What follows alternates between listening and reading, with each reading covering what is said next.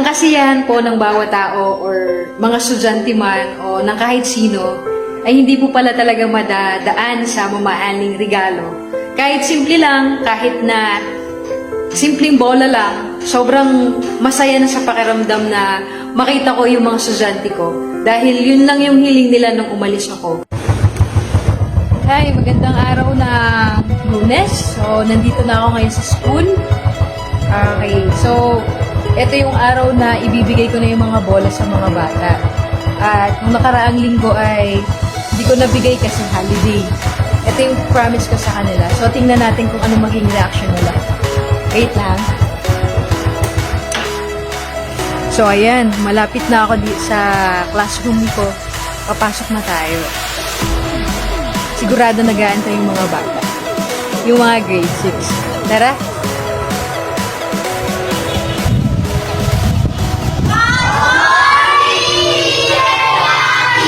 Okay, mga grade 6, dala kami yung bola niyo. Ay, wait lang. Iayos ko muna yung gamit ka, ha?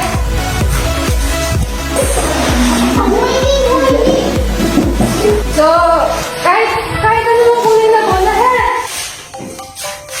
Oh, parang tuwang-tuwa ata si Bibola. Ano yan? Edwin.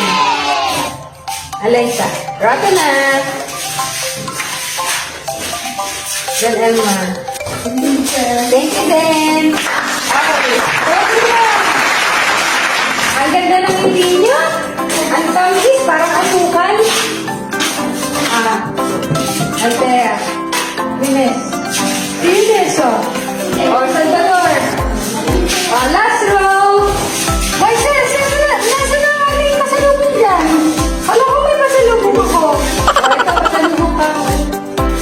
Orange.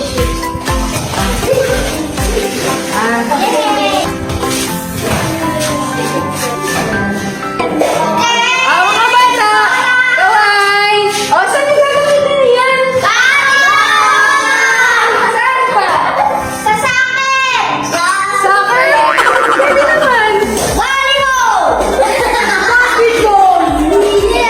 Ikaw, ganun, Mark. Ano gagawin yung bola?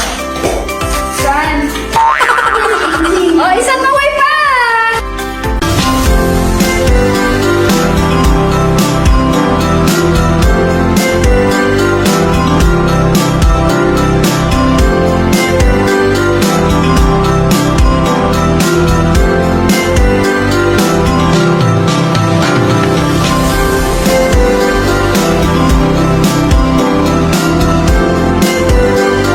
Ako rin pong maramdaman nyo to na sa tuwing magbibigay po tayo ay maramdaman din po ng bawat isa yung saya na nararamdaman ko, na naramdaman ko sa mga estudyante ko. So maraming salamat po sa panonood. Sana makasama ko po kayo ulit sa mga susunod kong videos. Maraming salamat po.